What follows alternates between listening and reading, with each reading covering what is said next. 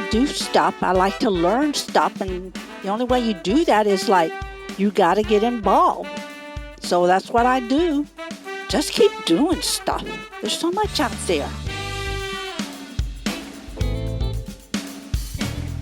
Tina Chilton is 85 years young. She can outflank people half her age, including a young intern who was blown away by Tina's drive for fitness and to excel. Tina was born in Texas to parents who were originally from Mexico. She joined the military in 1956 and has lived in numerous states while training. One of those locations was Cheyenne, Wyoming, when the base was later converted to an intercontinental ballistic missile site. She then had to transfer to Puerto Rico because women were not allowed on missile bases. Learn about this independent octogenarian, her successful service to our country, including the Air National Guard, and her drive to stay relevant and engaged with others across the generations. Let's hear how this remarkable woman finds time to care for herself and her independence. I'm Sally Hussey, the CEO of 50 Forward, and we elected to launch this podcast because we know older adults have such inspiring stories and wisdom worth sharing. We have now all learned that social connections are critical to our well-being. This podcast is made possible by 50 Forward, the leading resource for adults 50 plus in Middle Tennessee who seek to live longer, more fulfilling lives.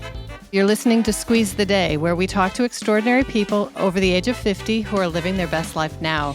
Their stories of a well-lived life are both inspiring and encouraging to all of us as we seek to navigate a meaningful and purpose-driven second chapter in our life. Today's Squeeze the Day is brought to you by the All of Us Research Program from the National Institutes of Health. Learn how you can help change the future of health by participating in the program. Visit www.joinallofus.org to learn more. I'm Susan Sizemore, Communications Director for 50 Forward, so let's get started.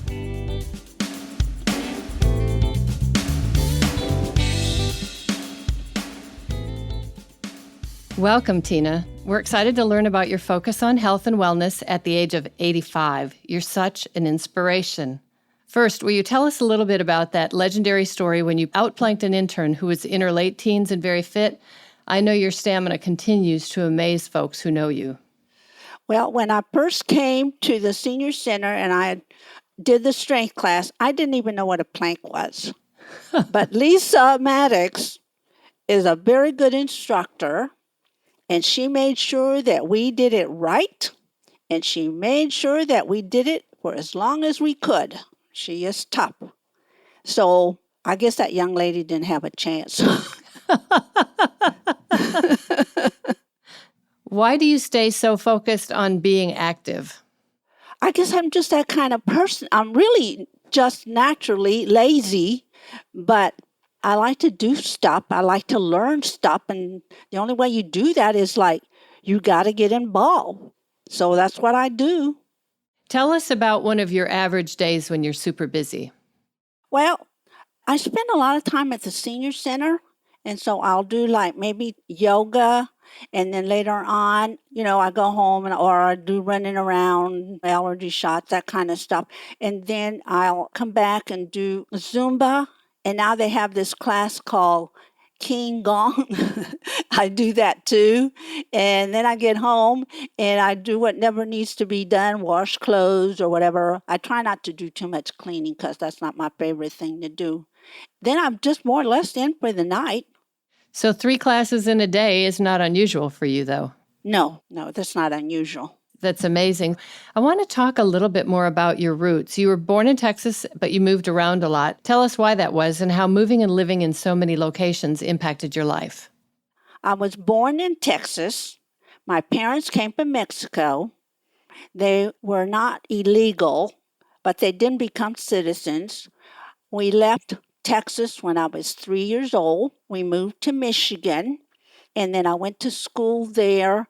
And it was one of those things where at that time, like in the middle 40s, 46, 48, I lived in a neighborhood where all the parents were from another country.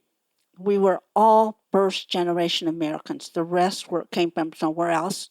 I went to school in an Italian neighborhood, and they too were all first-generation Americans. And not too far from that was the Hungarian neighborhood. And I learned a lot because they eat different. Italians like that big long spaghetti.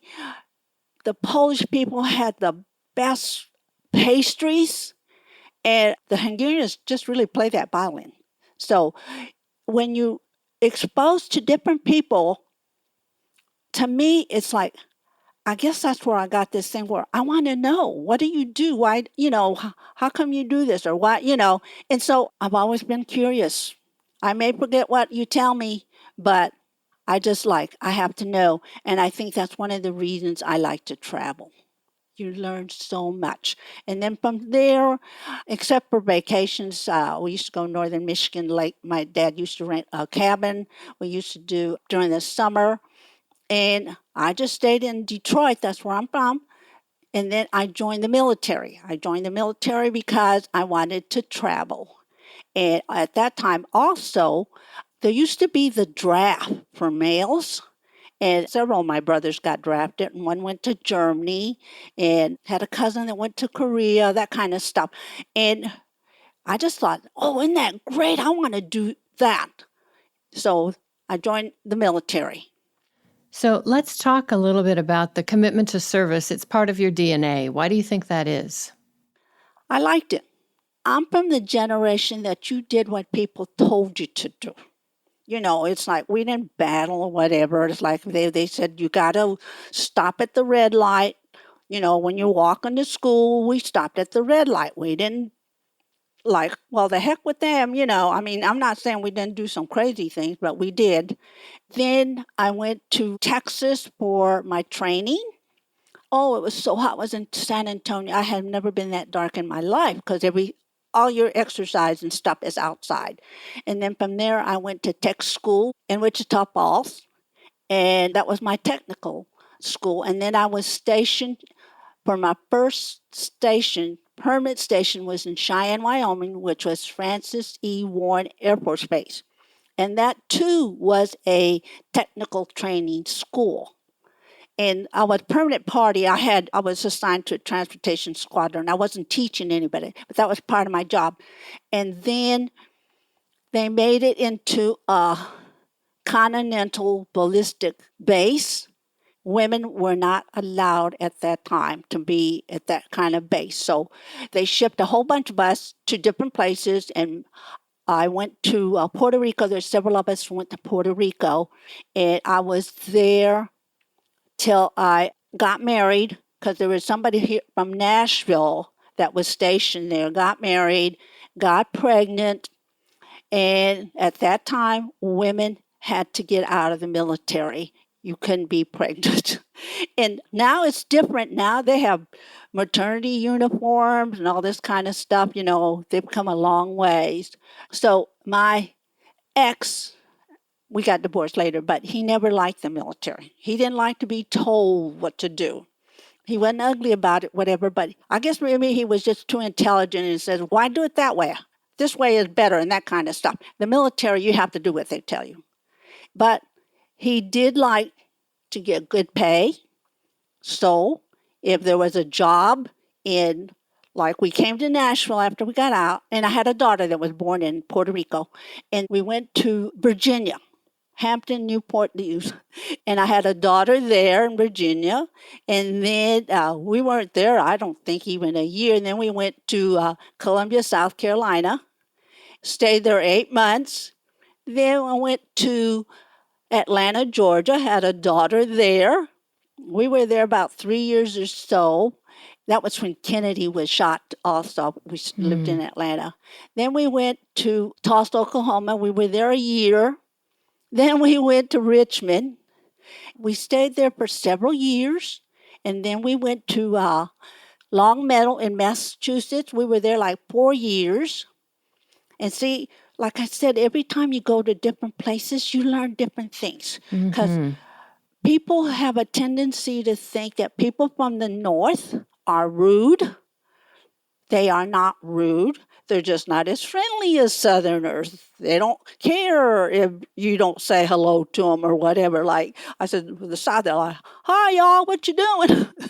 You don't hear that kind of stuff. But they also have a little different accent.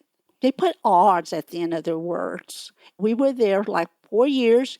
Then we moved here because the pay was, every move was because the pay was more. And then we moved here and we got divorced. And then after that, I was on my own. And so I've been here because I couldn't afford to move anywhere. So I stayed here. And while I was here, after my girls were in high school and all that stuff, I thought, well, I'll join the Air National Guard. Let's talk for a minute about all that travel, because I feel like you paint a picture of so much education, and the world would be different if people were able to really experience other cultures and other communities, don't you think? I know I took a trip with my granddaughter one time to Italy. We went to Rome. We went different places, and we had pizza there. And she said, it takes them a long time. And I said, because they do it from scratch. So I like to try stuff. We went to Scotland, and I said, I have to have that awful food that they have. I said, because you're in Scotland, you got to have that, and you have to have scotch. Because it's like, why would you go there if you're going to have what you have back in the States or this kind of stuff? So that's how it was. I would try. I'm trying to think of that food they have there in Scotland, because everybody said, no, do you know what it's made out of? I said, I don't care. I did. You referenced a base with intercontinental ballistic missiles in your career and being a woman. So tell us a little bit about women and not being allowed on those bases. Well, they are now. But at that time, women were not allowed. I guess it's because at that time it was probably just men did that kind of stuff, We just weren't allowed. We just, like I said, when you're in the military, you do what they tell you to, I mean, I've driven dump trucks, driven Humvees, I've done all kinds of stuff like that. and you do it because you have to. You do it because you have to. And I didn't mind. That's good. Well, and having those sort of skills, just a variety of skills, I think makes you a stronger person on many levels.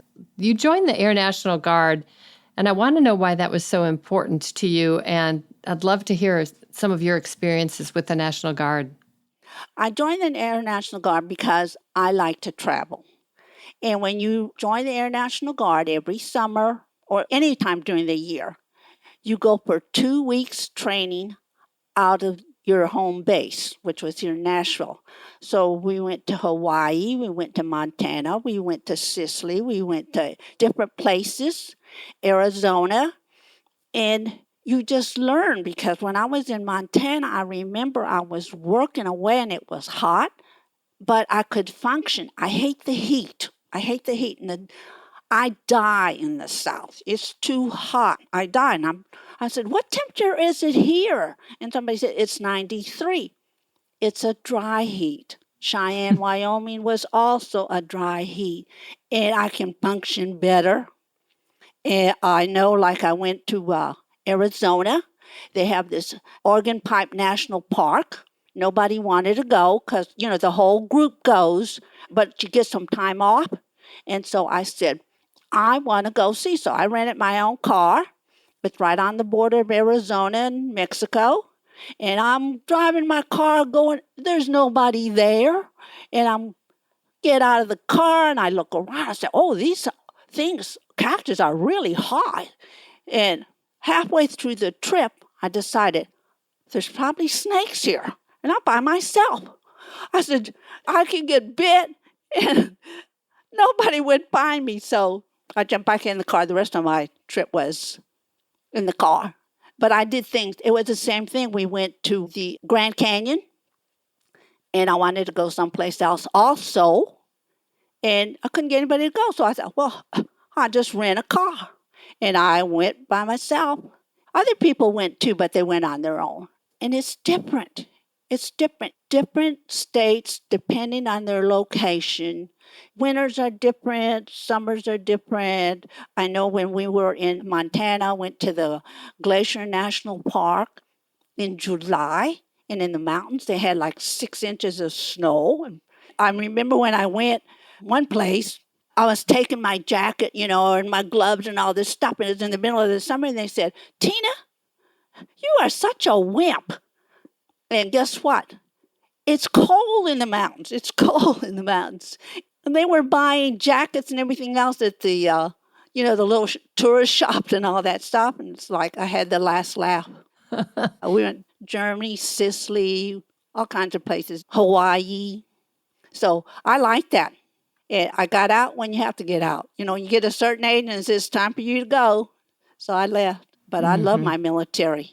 So, of all those places you've lived and visited, what is your favorite? If you were to be able to drop a pin on a map on the favorite place that you've either visited or lived? It would depend. The schools in Massachusetts were much better than Nashville. When my daughter came home from school, when we moved to Nashville, she's in the 3rd grade, and she said, I learned this in the 1st grade. And I thought, oh, and I think Nashville is my home now. I know my friends. I go to my church here. Everything is fine. But if I had just visited, I probably wouldn't have chose Nashville. It's too hot, too humid. But I wouldn't move right now. I would never move. I'm happy. Well, that's good. I know you've got a big circle of friends, and I'm curious, what are some of the challenges that you see being an older adult today? My short-term memory, I can't remember I'll go from the stove to the refrigerator, and I'll open the refrigerator. I said, what the heck did I want? And I glance over at my stove, and I said, oh, yeah, I have a cheese omelet every morning. And I thought, oh, yeah, I need an egg. So at least it comes back to me, but that, and it's like, you just can't do the physical things that you need to do. I do a lot of stuff because I live by myself. And so that's one of the reasons I like my strength class. And the senior center has been so good about that. Because if I want to move a piece of furniture, I don't care if I have to shove it or push it, whatever. I don't have to call somebody to do it. I just do it. And if I have to change a light bulb up in the ceiling, I just go get the ladder and I do it myself and hope I don't fall on my head or whatever. And I know that being able to do those things helps me to enjoy. I don't mind living by myself. I enjoy it. Like I said, I talk to the TV. Sometimes they'll say stuff, and I said, that's the dumbest thing I've ever heard, and the TV never says anything back.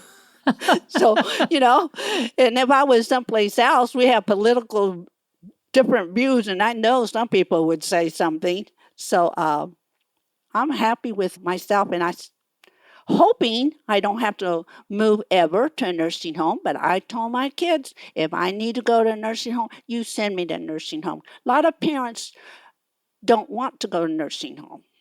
It's hard to have somebody that you have to take care of, bathing, cooking, and all this kind of stuff. And I said, just do what you have to do. It's really nice to hear you touch on that. That's a conversation a lot of us don't have with our children or with our parents, and giving people permission to do what makes the most sense for that individual.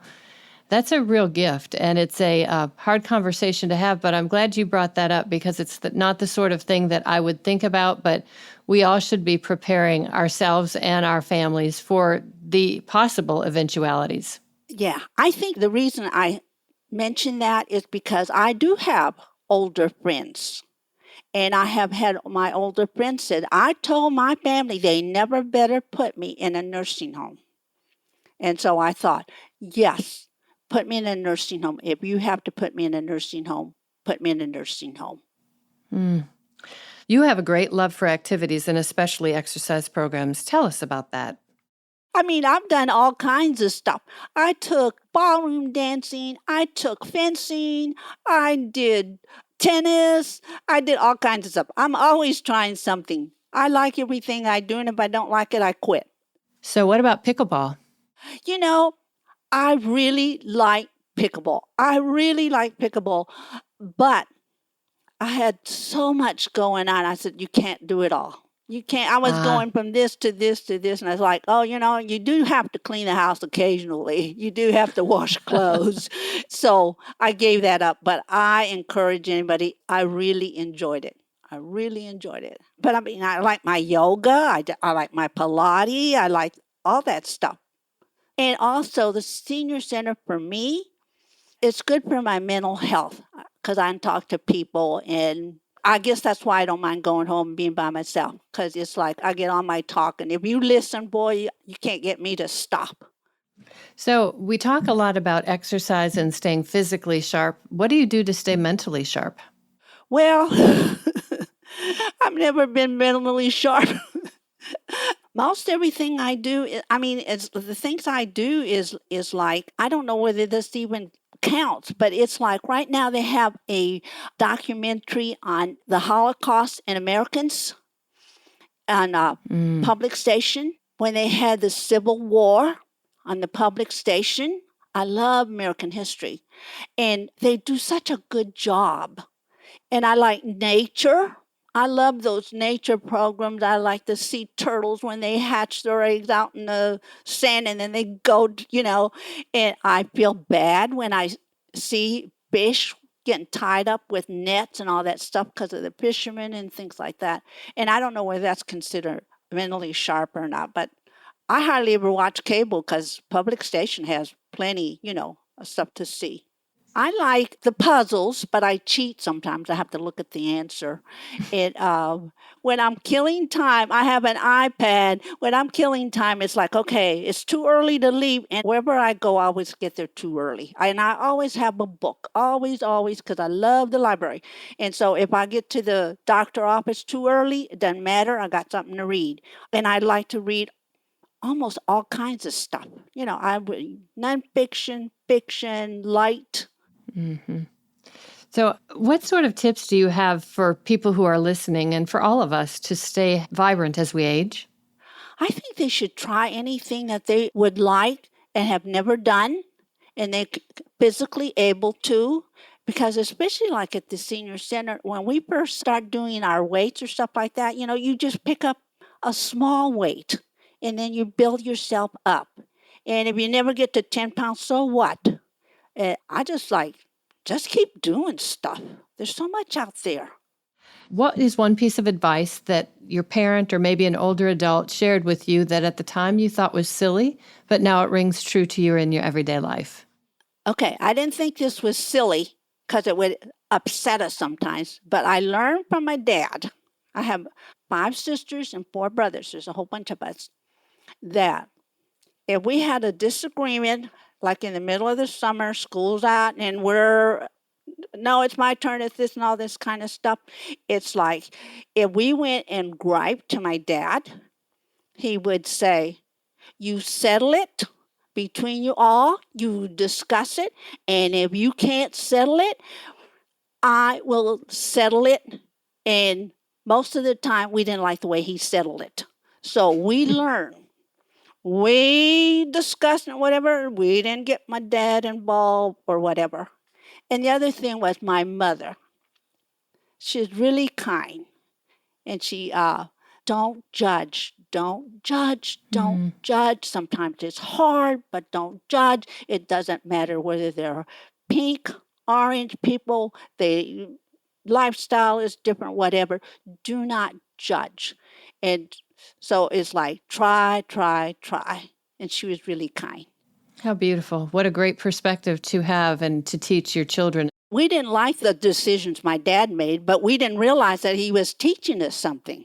Yeah, well, and probably most of us, if you learn to settle things on your own without engaging others, it makes you stronger. Yes, I think it does. I had a good experience because, like I said, when I would go to church, our priest had the Mass in Latin at that time. Now they don't. And his sermons were in Polish. Wow. And it's like, I said, I went to church, but I had no idea. Yeah, but if you were in such a community where multiple languages were necessary, that's really interesting. Yeah, I guess the thing that I don't like is when people say, they got to learn how to speak American. It's like, no, they don't speak American. You speak English. And yes, you should learn, but you can't come from another country because most of those people I know, they spoke Polish. They did. Their kids were the ones that translated stuff for them. And eventually, they pick up, like my dad, whatever they learn.